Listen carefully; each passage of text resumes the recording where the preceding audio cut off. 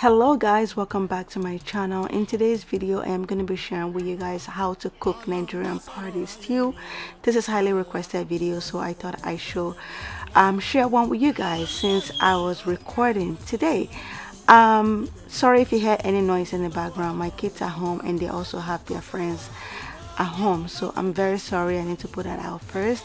So like I was saying, cooking Nigerian party stew, I am going to be using assorted goat meat.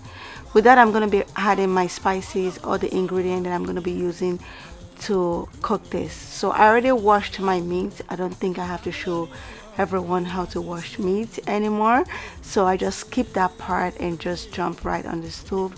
So for my seasoning, I'm also going to be listening as well as I'm going to be mentioning it to you guys.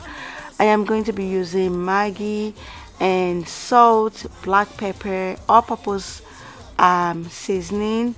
I use thyme, I use curry, I use fresh garlic, I use fresh ginger, and I don't know if I mentioned salt. And also I'm going to be slicing some onions into it. I'm also going to leave all the spices ingredients in the comment section, so you guys, if you want to do it at home, you can just copy it from there.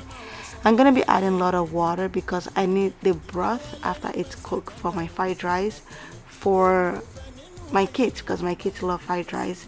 It's either fried rice or jollof rice. They love it so much.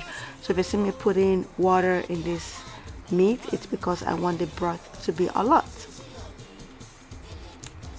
So I'm going to be using some ginger. I usually use fresh ginger, but I don't have it at home. But this one is organic and I trust this one so much. So it's fresh ginger as well.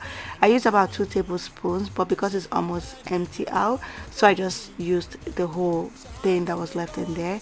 I'm going to be grating about 4 garlics. Yes, you heard me right. I am going to be grating 4 garlics. I love garlic in my food. Before Before I never used garlic in my food. Like, I just hate the smell of garlic. But all of a sudden I started liking it. I guess I'm getting old. I don't know. But I'm gonna let that cook for at least 1 hour. 45 to 1 hour. So my meats are very nice and tender. So I'm gonna be frying them. So I don't have a deep fryer. I know it's gonna make your life really easier if you have a deep fryer at home. Go ahead and use your deep fryer. I don't have one because my apartment is really small, so I just deep fry it on the stove, and it still turns out very well. So I'm just taking out my meat and I'm going to be blending my pepper. Yes, I'm using about 5 garlics, and I'm going to be using this much ginger, and I'm going to be using about 4 large bell peppers. You guys are going to see me putting more bell peppers later, but because I don't want it to stuck in my blender, so I like to put it slowly. And I use 2 large scotch peppers, 2 large scotch peppers, and I use fresh tomatoes in there. It doesn't matter, you can use any amount of peppers that you want, but just make sure you have bell peppers and you have tomato. That's what's going to make your stew very rich. So you can see I continue to add more stuff in there slowly, like the pepper, the tomato. I already cut the tomato like tiny, like so it can blend well in my blender. So after I finish blending it, I'm gonna go over to my pot and cook the peppers down until the water is completely dry. So I put an empty pot on the stove. I just recently got this pot and I love it. It's so beautiful. I added some onions in it, and I added some crayfish. Crayfish makes everything taste better. Trust me, if you want that Nigerian party stew, add a little bit of crayfish in the oil and the onions while you're cooking it from the beginning.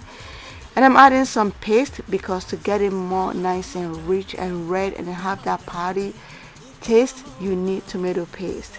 So fry it along with your onions and your crayfish, and yeah, just fry it for about a minute. So after I fried the 3 things together, I'm going to be adding my blended pepper. So just added my blended pepper in there, which was the one that I cooked down on the other pot, and I added a little bit of water to rinse the container, and I mix everything together. My stove heat is on a medium low. It's not high at all, so it's gonna simmer and cook. I added some Maggi and I'm just mixing the whole thing. I'm gonna let this cook for about 10 minutes before I add my meat. You guys know this meat already cooked, so I'm gonna add the meat now and I'm gonna let it cook together. Altogether, I'm gonna let it cook for about 30 minutes on medium low, and that's an accurate time for tomato sauce to like cook.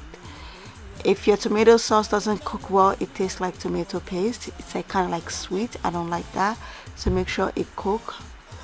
And yeah, my stew is ready after 30 minutes, and this is what it looks like.